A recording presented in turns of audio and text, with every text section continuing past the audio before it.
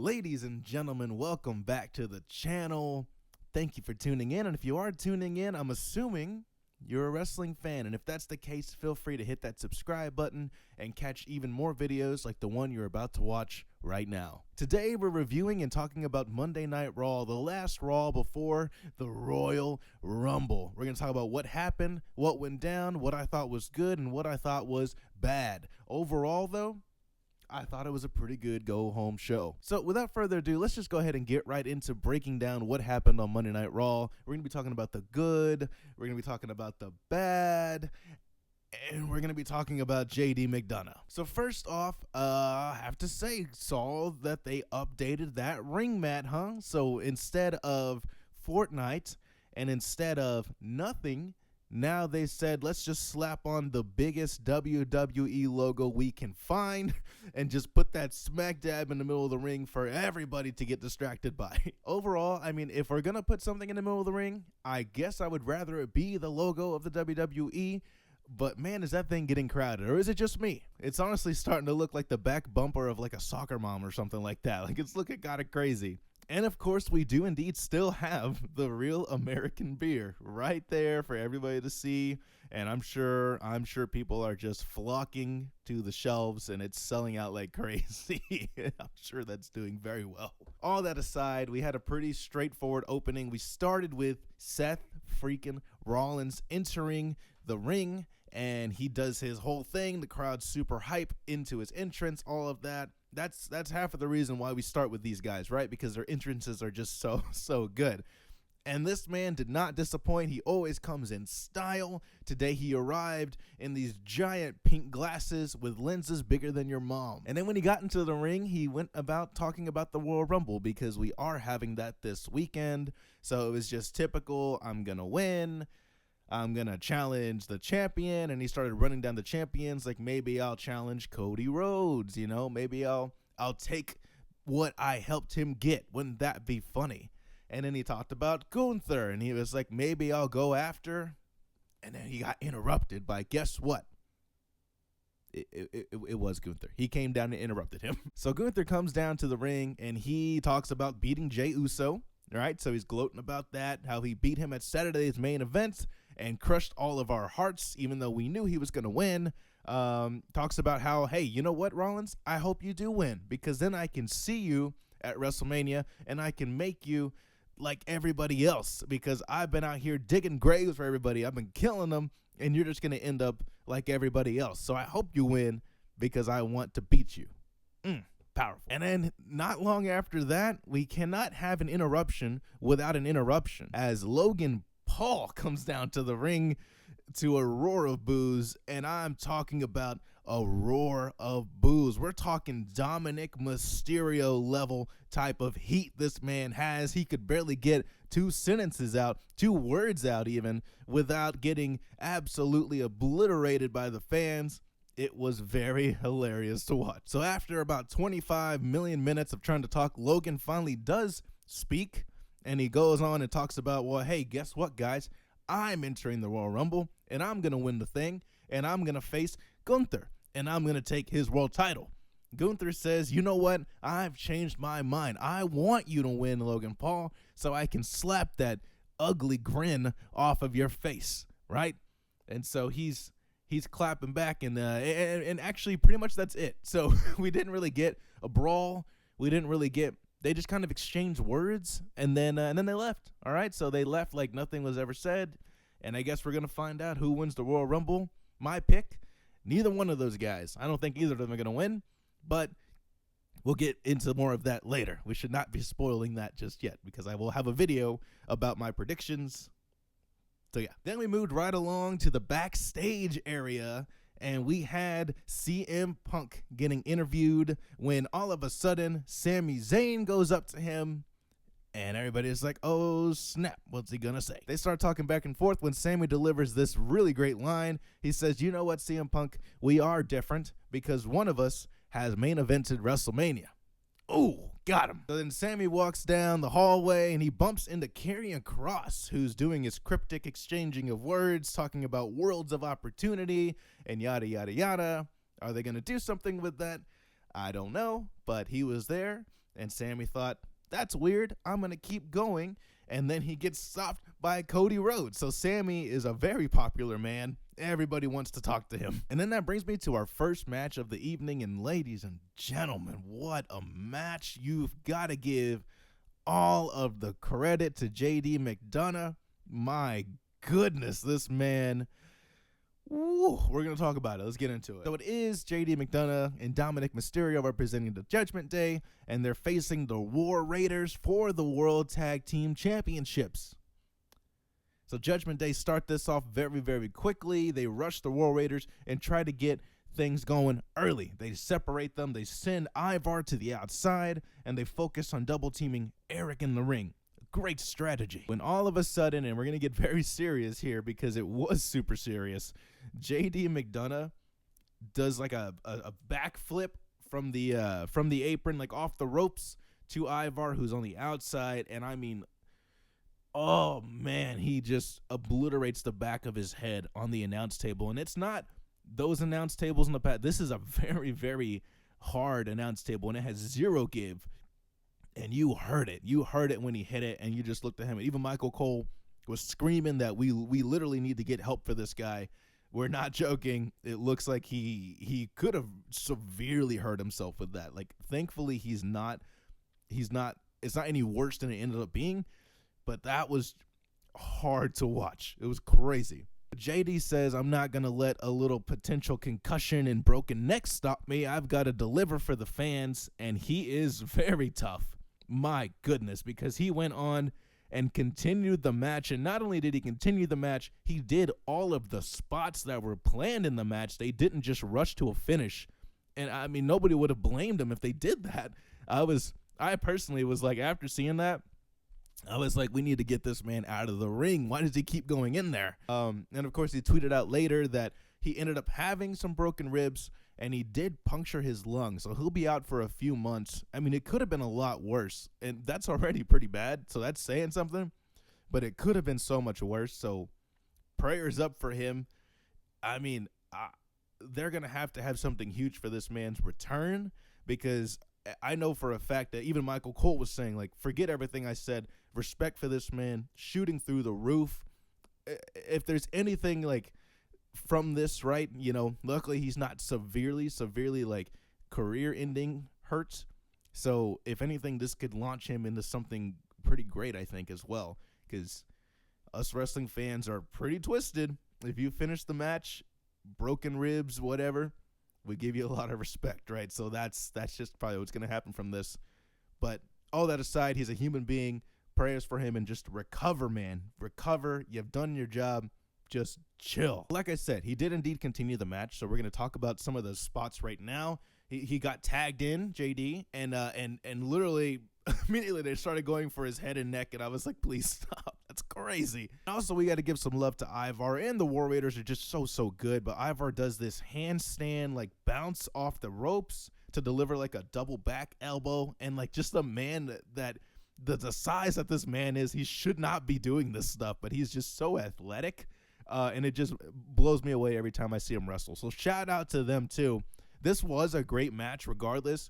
And then that spot with JD just kind of shot it through the roof even more. But these four were delivering an amazing match. Let's go ahead and go to the finish of the match. It's one of those that you just got to watch. I cannot articulate everything that happened.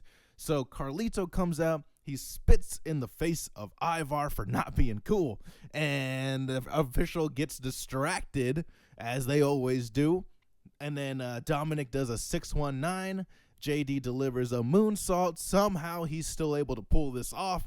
Dom goes for a frog splash. And I thought for a second they might win. Actually, I'm lying. I didn't think that for 1 second. But I wanted to think that. It was a great combination. But of course it was 1. Of course it was 2. And then no. Did not get the pinfall. What happened? Eric pushed JD. That's what it was. Eric pushed JD into Dom to break up the pin. And I really wanted them to win here. I really did. After that, Dominic tries to go for another 619, but that gets countered, and the War Raiders hit the War Machine, and they end up retaining the titles 1, 2, 3, just like that. It was a great match. And like I said, I'm just happy JD is somewhat okay. But what a match to start the night in general. Just crazy. And we indeed went backstage to other people who are killing it. I am loving this New Day thing. The New Day were being interviewed, and everybody's coming in on the fun. Even Kathy Kelly, when Kofi said Atlanta's favorite son has come home, and she goes, "Oh, Braun Breaker." And he goes, no. She lists a couple of other people. And, of course, Xavier Woods was who Kofi was talking about. In fact, this man even invited his family to come out to see him. And they had yet to show up to the show, even though he reserved them seats. More on that later. Overall, I love the New Day heel turn. I think they're great heels. And they're getting booed just like they should be. And I love this new attitude. I think This is just so fun to watch. That brought us right into match number 2, so I love a wrestling show with wrestling matches, so I was very happy. We had Xavier Woods taking on Rey Mysterio. Of course, the ultimate babyface against someone trying to be a heel. You can't go wrong there. At one point, Xavier Woods places Rey Mysterio in the middle of the ropes and delivers like 2 stomps to the back of his head, which looked absolutely brutal. Nobody's neck was safe on this night, I'll tell you that. And then that brings us to the finish. Woods somehow gets control when his family finally does make it to their seats. And he goes over there and he's like, "Where have you been?" Like, the match is almost over. So he gets distracted. His family does not look happy to see him, I'll tell you that. So Woods went over there, and his family, they were all wearing like jackets. They unzipped them and they showed that they were wearing New Day Sucks shirts. So they have turned on him. That is just hilarious. So he did not take that well. Woods is totally distracted at this point, which allows Rey Mysterio to hit the 619. He gets the big splash, and he gets the 1, 2, 3. Afterwards, his family said, "That's not enough for us." Rey went over there. He put on a New Day Sucks shirt, and they all celebrated at the demise of Kofi and Xavier Woods. I'm loving this. More of this, please. They're so good in their roles. And just the whole family segment with this so good. We went backstage again. Sami Zayn cannot stay away from that camera. The camera loves him. So we are with Sami, and he's talking to Seth Rollins, and he's like, "Hey, look, man, I know I kicked your head off last week. Totally an accident. Ignore my past. Ignore that I've been sketchy before in my alliances. That was totally not on purpose." And Seth is like, "Look, all right, I'll believe you. But if you do it again, I will come after you." He didn't say it like that. He pretty much just says, like, once is fine, but if you do it again, I'm going to start questioning you 3 times. I'm going to think you're with somebody else. Something like that. So, where is his loyalty? We're just kind of playing into that, and we moved right along. So just kind of furthering that a little bit more. And we're going to see more of that later. Then we had an interesting segment. We had Jey Uso coming down to the ring with Quavo, and he came down with his entrance, and I 100% believe we just did this segment so we could do the yeets. Like, that's the only reason this was here. I love Jay, but all he did was talk about how, you know what? Yeah, I lost to Gunther. Yeet. And I know I haven't won anything in a while. Yeet. But I'm going to win the Rumble. Yeet. And I'm going to go to WrestleMania. So, yeah. Do I believe him? No. And we moved right along to match number 3. And I was just loving all of the wrestling that was happening on my wrestling show. It was beautiful. And we had Bianca Belair, and we had Naomi versus Raquel and Liv. And, I know what I literally just said, but also I was not really a fan of this match. So be careful what you wish for. So Bianca and Liv come down, and they start the match wrestling. Going back and forth. They do a fast-paced things. Very, very nice. When Raquel Rodriguez gets tagged in, and I love Raquel, but it was kind of sloppy, awkward wrestling exchanges with both Naomi and Bianca. Just not really a lot of chemistry here, and it showed that she was thinking about the spots, and it showed that it was not really clean. So it was not the best wrestling match in the world by any means. It also wasn't terrible, though. Naomi puts Raquel between her legs and drives her face first into the apron. Like I said, nobody is safe. All the necks, all the heads were being attacked tonight. Bianca gets tagged in, and she just goes on a murdering spree. She murders Liv Morgan for like 200 years before she can even fight back. So Raquel and Liv were absolutely dominated in this match. There was no way they were ever going to win this until the finish, right? So then we had, we had some shenanigans. So let's talk about it. Liv goes for the Oblivion. Bianca counters into a KOD, but good old Dirty Dom comes in to help his woman, distracting the referee. Bianca takes out Dominic, which allows Naomi to deliver a split leg moonsault. She goes for the pin, but Raquel pulls her out of the ring and slams her on the apron, so you think maybe they're going to win. And then Liv, indeed, goes for the pin after Naomi is woozy from getting thrown into the apron, and she gets the win, just like that. So they got absolutely demolished and dominated, but thanks to Dominic, they were able to pull out the win. Yeah, it was not the best wrestling match. It wasn't my favorite, that's for sure, but it was not bad. Look, I'm on the train of I wish they would do more with Liv. Like she always wins, even when she was champion, like in these sly ways, right? But let her get like a dominant win. You know what I'm saying? That's all we want to see. That's all we want to see right there. But we did not get to see that. And then backstage, we had Rhea Ripley being interviewed every time she's on camera. I'm a happy man. She's so charismatic. And she goes and she talks about the Royal Rumble. She's the champion, so obviously she's going to be the one targeted if somebody wins the thing, or could be targeted. So she said, you know what? It doesn't matter who wins the Rumble. I'm going to destroy them, whoever it is. When Bayley comes to interrupt her. Then Io Sky was lurking in the shadows, waiting for her moment. She dramatically pops up, and she just says to Bayley, after a little stare down, "See you Saturday." And I thought, no. That would be great. Imagine Io Sky winning the Royal Rumble. I think that's my pick. And I think that would be really, really, really cool to watch. I think she absolutely deserves it. Like I said last week, like I've been saying, they've been overlooking her for far too long. She can do so much. She gets not enough credit. Very underrated. I think she would freaking crush in the Rumble as a winner. And I think she goes on to WrestleMania. But then does she win the title? I don't know. But at least she's getting some spotlight. That's all I'm saying. So I think that would be really, really, really cool. And we're moving on to the later portions of the show. We had Paul Heyman come out, and he went and came out to a huge ovation. Everybody loves Paul at this point, and he went ahead and revealed the Roman Reigns 2025 cover for WWE 2K. And it looks awesome. And Drew McIntyre comes out and interrupts Paul Heyman, which makes him very nervous, because Drew's a very big guy. Drew comes out and he drops this line about saying, you know what? Honestly, Paul, you should be thanking me for your success because I am the daddy of the bloodline. And you know what? Is he lying? Because he's kind of spitting facts about that. So he was waiting for Paul to say thank you. Paul did not do this. So Drew stopped him and was like, okay, well, you know what? If you're not going to do that, why don't you pass along a message? He says, tell your boy that I'm targeting him. I'm going right after him at the Rumble and I'm throwing him out because I hate him or whatever. Paul says, sure, buddy, I'll tell Roman. That's when Drew stops him and he says, oh, I wasn't talking about Roman. I'm talking about CM Punk. Gasp. So obviously, I love Conspiracy Drew. I think we should just call him that because he's just drawing all of these lines, being like, who's running this? This guy's over here.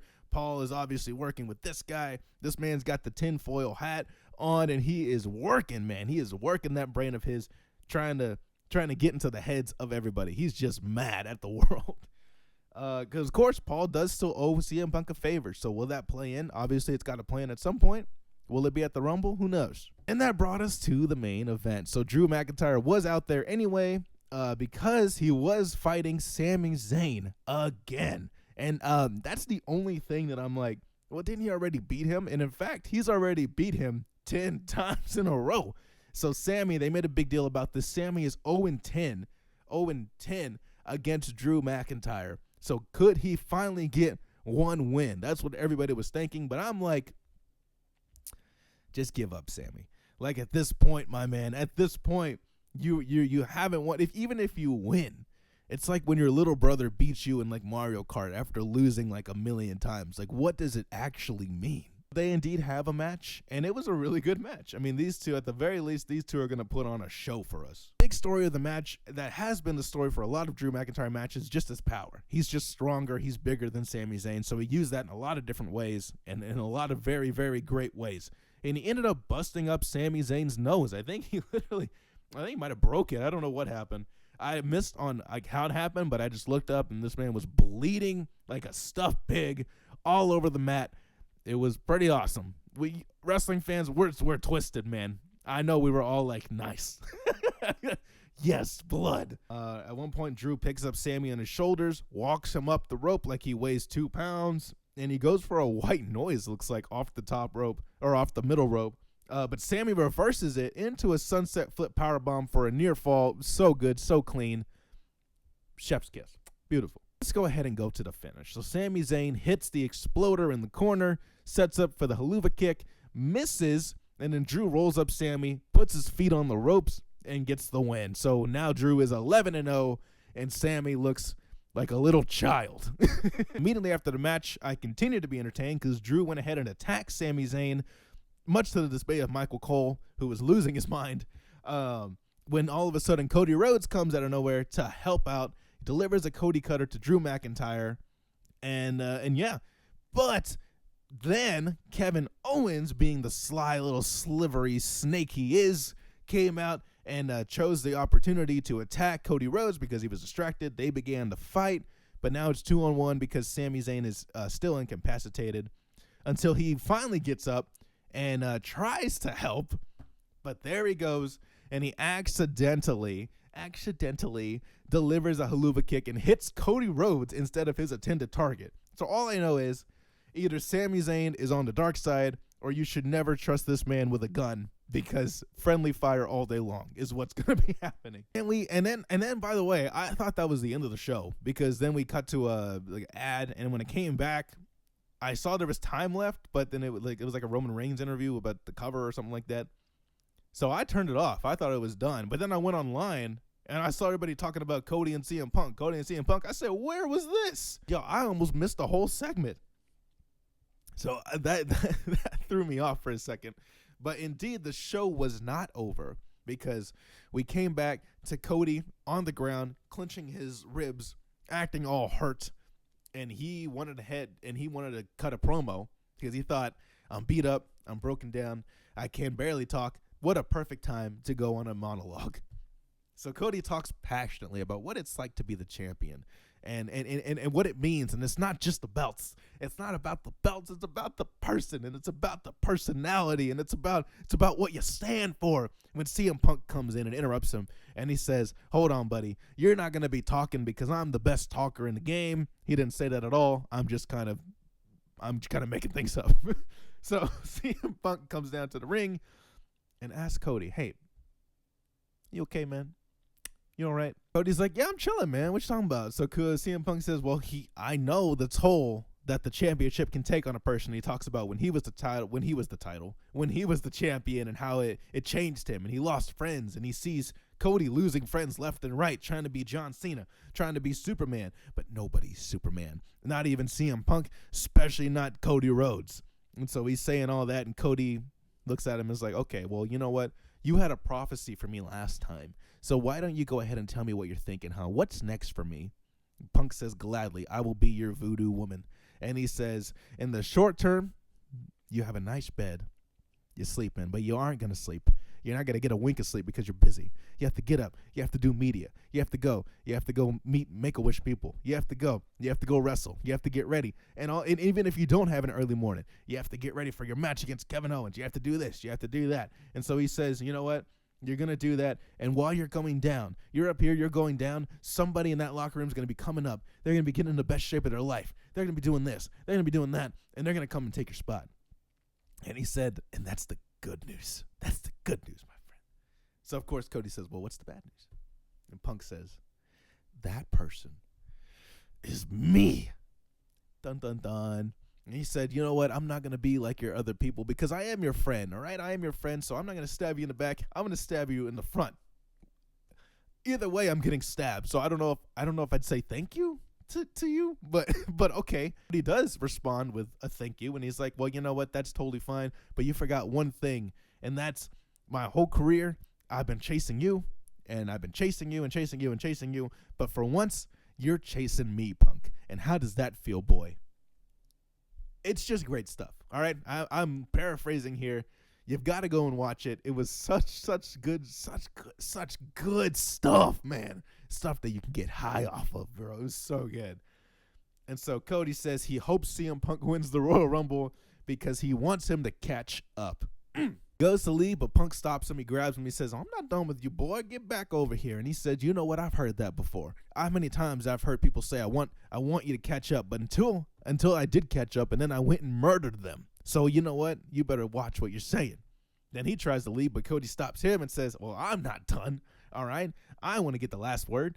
And he says, you know what? I want you to win because I want you to find out that the best in the world just simply ain't the best in the world anymore, son. And then they have a stare down, and then we cut. And that's it. And I mean, what a show, man. What a way to send us to the Royal Rumble. I absolutely think CM Punk is going to win the Rumble. I'm getting ahead of myself in my predictions. This will be a fantastic WrestleMania main event. Finally give Punk his main event. I think this man's earned it over the years, right? So let's go ahead and do it. I loved it. And that indeed brought us to the end of the show, my man. And so we have to talk about favorite matches, least favorite things. Overall, favorite match of the night, I'm going to go ahead and give the flowers to JD McDonough because that man wrestled. Who knows how conscious he was after that bump that went sideways. So you got to give that the match of the night, in my opinion. That's what I'm going to do. It was great. Close runner-up was the main event because it was a great main event, but those four put on a fantastic opening match. Least favorite match is probably the women's tag match. I thought it was sloppy. I thought it was okay. I don't think we needed it. And then, I wasn't a big fan of the finish as well. So not the best thing on the show. Favorite segment goes without saying. Everybody's talking about it. It was Cody and CM Punk at the end. I mean, that's how you end a show. That was so good. That's cinema at its best. That's wrestling at its best. And I cannot wait to see what happens next. I am hooked, line and sinker. Sign me up. Take my blood, do whatever you need to do to let me see this match. That took me to our least favorite segment, which I'm just going to have to give to Jey Uso because that was the only one that I said, what is the point? We're just yeeting over here, we're just yeeting over there, and nothing is being done about it. And so, yeah, literally nothing happened in that segment, so could have done without it. But overall, I mean, you can tell from my review, I thought the show was great. I think I'm definitely excited for the Royal Rumble and to see what happens next. So with that, thank you so much for checking out my review as I'm getting more and more of these out and trying to get them quicker. You know how life goes. But please, if you enjoyed it, leave a like and subscribe for more wrestling videos just like this and to see other types of content maybe in the future. So, see ya.